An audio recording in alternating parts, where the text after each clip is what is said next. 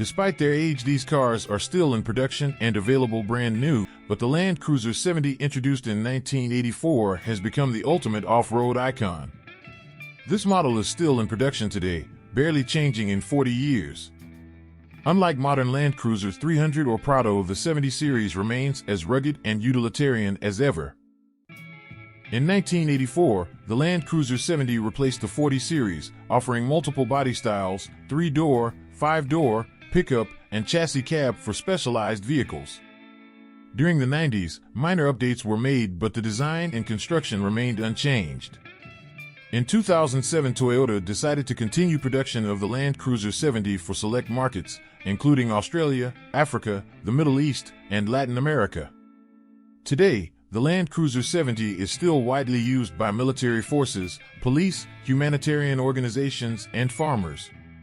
This is one of the few cars you can still buy brand new, and it looks almost the same as in 1984. In recent years, Toyota has added the most important electronic fuel injection, new engine options, including a 4.5-liter V8 diesel and some features like airbags and ABS. But the classic Land Cruiser remains untouched. This makes the Land Cruiser 70 one of the longest-running production vehicles in history, still conquering the toughest terrains worldwide. Please make sure to subscribe, it really helps the channel grow. The original Peugeot 405 debuted in 1987 and remained in production in Europe until 1996. However, its story took a very different turn in the Middle East. In 1988, an Iranian automaker Peugeot signed an agreement with PSA to begin large-scale assembly of the Peugeot 405. In 2006, Peugeot introduced the Peugeot ROA, a rear-wheel drive version of the Peugeot 405, which was a unique departure from all other variants. This model borrowed its engine and suspension from the Iranian Pacan, making it a one-of-a-kind edition of the Peugeot 405. Despite Peugeot's break-in relations with PSA between 2012 and 2016, Peugeot cars remain in production in Iran. By 2019, the Neftchala auto plant began assembling the car under the name Peugeot Khazar 406 using parts imported from Iran.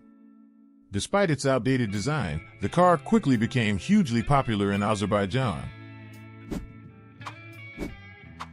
One of the most iconic off-road vehicles in the world, Lada Niva, also known as Lada 4x4. And since 2021, Lada Niva Legend has been in production for nearly 50 years with minimal changes. When the Niva debuted in 1977, it was revolutionary. Unlike traditional body-on-frame SUVs, it was the world's first mass-produced off-roader with a unibody construction and independent front suspension. This concept later inspired the creators of the Suzuki Vitara and even the Toyota RAV4. Niva survived because of simple and reliable design. Perfect for off-roading, easy to repair, spare parts available almost anywhere, compact size, going where larger SUVs cannot. Despite being nearly half a century old, the Lada Niva has changed very little. The design has remained nearly the same since the 70s with only small updates.